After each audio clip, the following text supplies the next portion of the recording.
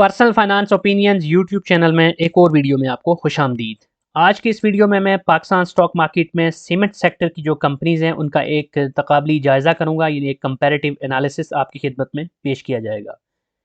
इससे पहले इसी सिलसिले के अंदर मैंने दो डिफरेंट सेक्टर्स को ऑलरेडी कवर कर लिया, जिसमें oil and gas exploration sector है और साथ साथ टेक्नोलॉजी सेक्टर है। तो उन सेक्टर्स की कंपनीज के हवाले से अगर आप इस तरह का एनालिसिस देखना चाहते हैं तो वो वीडियोस ऑलरेडी अपलोडेड हैं, उनको भी आप देख सकते हैं। आज की इस वीडियो में सीमेंट सेक्टर से जिन कंपनीज को मैं कवर कर रहा हूं उनमें लकी, बेस्टवे, फौजी, कोहाट, मैपल लीफ, चिराट और डीजी खान सीमेंट शामिल है।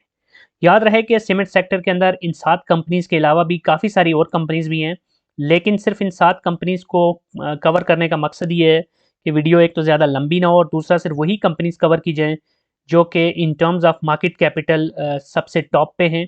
क्योंकि जो इस चैनल के ऊपर वीडियोस बनाई जाती हैं उनका पर्पज़ ये होता है कि इन्वेस्टर्स को आगाही फराहम की जाए, ना कि ट्रेडर्स को। तो ये वो कंपनीज़ हैं जो कि इन्वेस्टमेंट पॉइंट ऑफ व्यू से ज़्यादा फेवरेबल हैं, या इसमें से कुछ कंपनीज़ ऐसी हैं जो ज़्यादा फेवरेबल हैं। इसलिए इन्हीं का कंपैरिजन एक बेहतर तौर पे आपको इन्वेस्टमेंट पॉइंट ऑफ व्यू से अच्छी और कमाकऊ इन्फॉर्मेशन दे सकता है।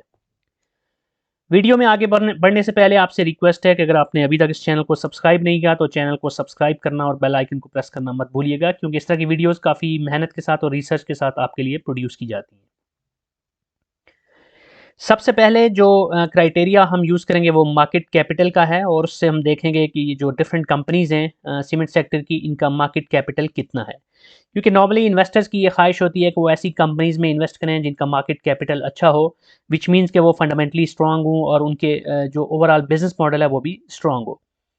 तो इस लिस्ट के अंदर जो सबसे हाईएस्ट मार्केट कैपिटल वाली कंपनी है वो लकी सीमेंट है। 158.74 बिलियन उसका मार्केट कैपिटल है। लकी सीमेंट के हवाले से ये आपके लिए जानना ज़रूरी है कि लकी ग्रुप की ये जो कंपनी है ये सिर्फ सीमेंट सेक्टर में ही नहीं है, बल्कि इसके सीमेंट सेक्टर के अलावा जो लकी मोटर्स के नाम से जो ट्रांसपोर्ट के सेगमेंट के अंदर भी इनका बिजनेस है। बहरहाल ये company itself majorly lucky cement cement sector का ही हिस्सा है, इसलिए इसको हम सीमेंट सेक्टर में ही कंसिडर करेंगे। उसके बाद जो दूसरी कंपनी है वो BWCL बेस्टवे सीमेंट, और इसके जो मार्केट कैपिटल है वो 79.424 बिलियन है। उसके बाद FCCL फौजी सीमेंट का 31.72 बिलियन, कोहाट सीमेंट का 32.64 बिलियन, मैपल लीफ का 29.53 बिलियन, जबकि चिराट सीमेंट का 24.25 और डीजी खान सीमेंट का 23.96 बिलियन है। तो ये जितनी भी कंपनीज हैं इस लिस्ट के अंदर ये सारी अबव 20 बिलियन मार्केट कैपिटल की हामिल हैं, जिसका मतलब है कि ये सारी की सारी कंपनीज बड़ी कंपनीज हैं।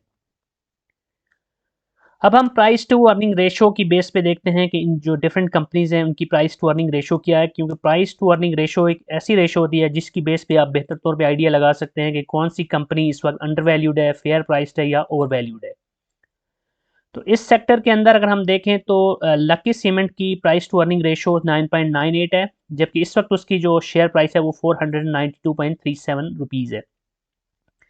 BWCL 7.51, जबकि उसकी प्राइस 132.93 है। बहरहाल अगर हम टोटल देखें तो सबसे जो lowest price to earning ratio है इन तमाम कंपनीज में वो फौजी सीमेंट की है 4.34, और जितनी ये वैल्यू लो होगी उतना ही ज़्यादा वो एक एज एन अपॉर्चुनिटी ट्रीट किया जाता है फॉर द इन्वेस्टर्स। क्योंकि अर्निंग्स अगर ज़्यादा हो और प्राइस कम हो तो इसका मतलब ये होता है कि उसमें आपको बेहतर तौर पे पोटेंशियल कैपिटल गेन भी एक्सपेक्टेड होता है। तो फौजी सीमेंट की इस वक्त जो प्राइस है वो 14.52 है, और प्राइस के हिसाब से हम देखें तो ये सबसे कम प्राइस है, जबकि इसकी जो प्राइस टू अर्निंग रेशो है वो भी ज़्यादा फेवरेबल है। तो बाकी जितनी भी कंपनीज हैं उन सब की भी प्राइस टू अर्निंग रेशो अगर हम देखें तो चिराट सीमेंट और कोहाट सीमेंट की प्राइस टू अर्निंग रेशो भी जो सेक्टर की एवरेज है उससे कम है। अलबत्ता डीजी खान सीमेंट और लकी सीमेंट को अगर हम देखें तो इनकी जो प्राइस टू अर्निंग रेशो है वो कंपैरेटिवली ज़्यादा है। इट मीन्स के इस वक्त जो एज ऑफ नाउ इनकी जो प्राइस है इस पे हम कह सकते हैं कि ये थोड़ा सा ओवर प्राइस्ड है। अब हम डिविडेंड यील्ड की बेसिस पे इन कंपनीज को देखते हैं कि इन कंपनीज की जो डिविडेंड यील्ड है ट्रेलिंग 12 मंथ की वो कैसी रही। तो इसमें आप देख सकते हैं कि सिर्फ 3 कंपनीज ऐसी हैं जिन्होंने पिछले एक साल में डिविडेंड दिया है, जिसमें बेस्टवे सीमेंट ने डिविडेंड दिया और इसकी डिविडेंड यील्ड है वो 12.27 है, जो कि एक बहुत अच्छी डिविडेंड यील्ड कराएगी सीमेंट सेक्टर में से।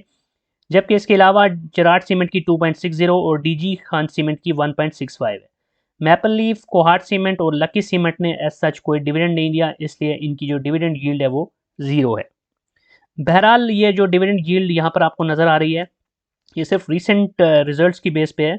आगे चल के इस वीडियो में जब हम इनकी डिविडेंड हिस्ट्री देखेंगे तो आपको ज़्यादा बेहतर आइडिया होगा कि इनमें से कौन सी कंपनी किस किस साल डिविडेंड देती रही है, बोनस शेयर्स देती रही है, और उसकी बेस पे आप एज अ वैल्यू इन्वेस्टर बेहतर तौर पे अंडरस्टैंड कर सकेंगे कि इनमें से कौन सी कंपनी आपके पोर्टफोलियो में ज़्यादा सूट करती है। अब हम डेट टू इक्विटी रेशो देखते हैं कि ये कंपनीज अपनी फाइनेंसिंग के लिए किस हद तक डेट के ऊपर या फिर इक्विटी के ऊपर रिलाय करती हैं। तो डेट टू इक्विटी रेशो अगर हम इन तमाम कंपनीज की देखें तो सारों की ही अच्छी है, कोई एज सच कोई भी अलार्मिंग नंबर नहीं है। लकी सीमेंट की 152.15, BWCL की 119, जबकि जेराड सीमेंट की 122 है। ये 100 से ऊपर है, इट मीन्स कि ये डेट्स के ऊपर ज़्यादा रिलाय कर रहे हैं compare to equity.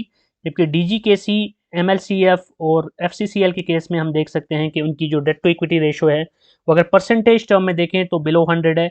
It means कि ये इक्विटी के ऊपर ज़्यादा रिलाय कर रहे हैं। और साथ साथ कुहाड़ सीमेंट की सबसे कम है 54.74, विच मीन्स कि उनकी जो डेट्स हैं वो कंपेरेटिवली कम है इक्विटी के मुकाबले में फॉर द फाइनेंसिंग। इसके बाद हम करंट रेशो देखते हैं इन कंपनीज़ की। करंट रेशो हमें ये बताती है कि इन कंपनीज़ की जो करंट एसेट्स हैं और करंट लाइबिलिटीज़ हैं उनका आपस में क्या रेशो बन रही है, उनको जब हम कंपेयर करते हैं। क्योंकि आइडियल सिनारियो ये होता है कि कंपनी की करंट रेशो 1 से ऊपर होनी चाहिए, और जितनी ऊपर होगी उतना अच्छा होगा। इसका मतलब ये होगा कि उस कंपनी की जो करंट एसेट्स हैं उसकी करंट लाइबिलिटी से सिग्निफिकेंटली ज़्यादा हैं। तो यहाँ पर हमें सारी कंपनीज़ की जो करंट रेशो है उसको अगर हम देखें तो दो कंपनीज़ ऐसी हैं, BWCL और DGKC, जिसकी 1 से बिलो है। BWCL की सिग्निफिकेंटली बिलो है 0.72, जबकि DGKC की 0.89। जबकि इसके अलावा जितनी भी कंपनीज़ हैं उसकी 1 से ऊपर है। और जो कोहाट सीमेंट है उसकी करंट रेशो बाकी सारी कंपनी से अच्छी है, 1.85। बहरहाल इसमें से कोई भी नंबर अलार्मिंग नहीं है। 0.72 या 0.89 अगर करंट रेशो है तो ये भी एक्सेप्टेबल है, क्योंकि बहुत बड़ा कोई डिफरेंस नहीं है। और नॉर्मली जो सीमेंट सेक्टर या इस तरह के जो मैन्युफैक्चरिंग सेक्टर या कोई भी ऐसे सेक्टर जो अपनी प्रोडक्ट्स बना रहे होते हैं उनको शॉर्ट टर्म और लॉन्ग टर्म लोन्स लेने पड़ते होते हैं अपने एक्सपेंशन के लिए, अपने बिजनेस को रन करने के लिए। और अगर उस लोन को बेहतर तौर पे वो यूटिलाइज़ कर रहे हैं और उसकी बेस पे उनका रेवेन्यू जनरेट हो रहा है, उनको प्रॉफिट्स मिल रहे हैं, तो फिर ये कोई इतना बड़ा अलार्मिंग फैक्टर नहीं होता। अब हम EPS हिस्ट्री देखते हैं इन सारी कंपनीज़ की 2018 से लेके 2022 तक वो कैसी रही। तो अगर लकी सीमेंट देखें तो 2018 में उसकी अर्निंग पर शेयर 37.72 थी, जबकि 19 में वो फिर कम हो गए 32.44, 20 में मज़ीद कम हो गए 10.34 पे चली गई।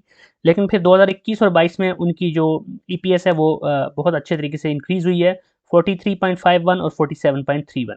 यहाँ पर एक चीज़ वाज़ेह करना ज़रूरी है कि कंपनीज़ के जो रिजल्ट्स होते हैं उसमें कंसोलिडेटेड रिजल्ट्स भी होते हैं, अनकंसोलिडेटेड रिजल्ट्स भी होते हैं।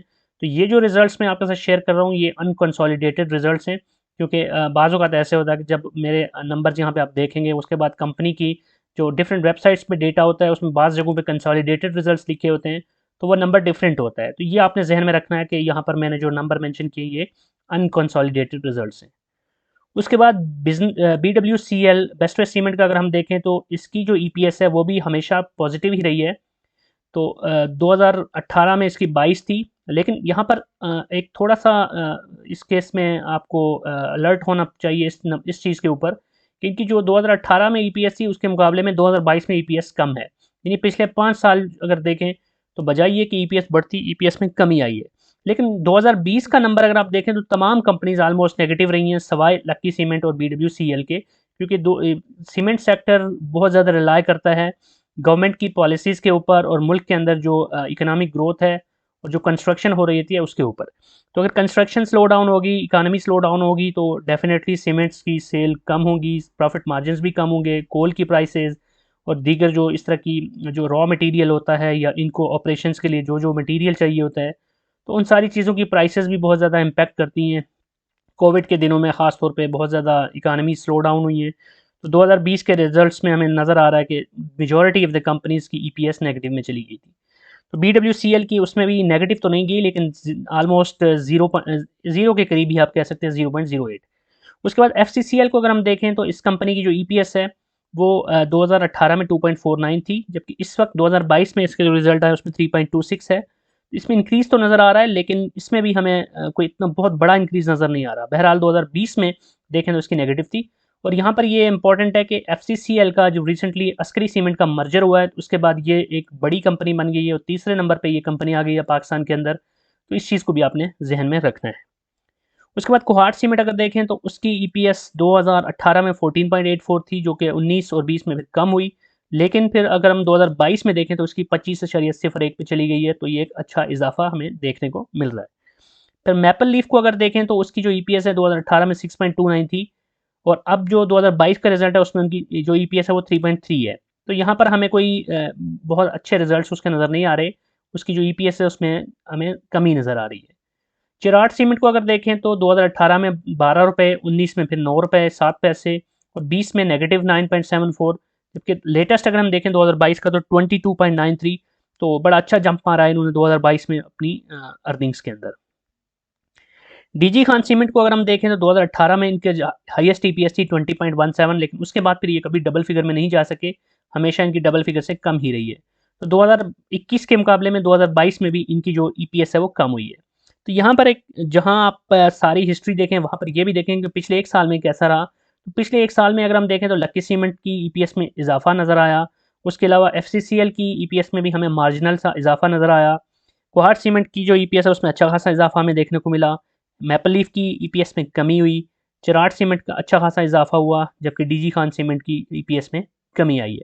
तो हमें यहाँ पे मिक्स किस्म के रिजल्ट्स मिल रहे हैं, तो इन चीज़ों को आपने जहन में रखना है। अब हम डिविडेंड हिस्ट्री देखते हैं इन कंपनीज़ की 2018 से लेकर 2022 तक। अगर लक्की सीमेंट को देखें तो ये 2018 और 19 में इसने डिविडेंड दिया 13 रुपये 6.5 रुपये, जबकि इसके बाद जो कि ये एक्सपेंशन में चली गई थी और इसने अपना ज़्यादा पैसा अपनी एक्सपेंशन के अंदर लगाया है, इसलिए किसी किस्म का कोई डिविडेंड नहीं दिया बावजूद अच्छे रिजल्ट्स के, और ऐसा इन्होंने कोई बोनस शेयर्स भी नहीं दिए। बेस्ट वे सीमेंट को अगर देखें तो इसने बोनस शेयर्स तो कभी नहीं दिए, लेकिन इनकी अच्छी बात यह है डिविडेंड के हवाले से कि इन्होंने हर साल अच्छे डिविडेंड दिए। इवन 2020 में जबकि इनके रिजल्ट अच्छे नहीं थे उस वक्त भी इन्होंने 3 रुपये का डिविडेंड दिया। तो बाकी हर साल में आप देख सकते हैं 12 रुपये, 11 रुपये, 3 रुपये, 14 रुपये और 16 रुपये। तो इस साल जो 2022 है इसमें 16 रुपये का इसने डिविडेंड दिया, जो कि एक बहुत अच्छा डिविडेंड है। यही वजह है कि जो डिविडेंड यील्ड हम देख रहे थे वो BWCL की बाकी सारी कंपनी से इस सेक्टर के बेहतर थी। फौजी सीमेंट को अगर देखें तो इसने 2018 और 19 में 2 रुपये और 1.5 रुपये का डिविडेंड दिया था, लेकिन उसके बाद फिर 20 और 21 में कुछ नहीं दिया। अलबत्ता 22 में जो रिसेंट रिजल्ट हैं उसमें इसने 12.5% का बोनस शेयर्स अनाउंस किए हैं।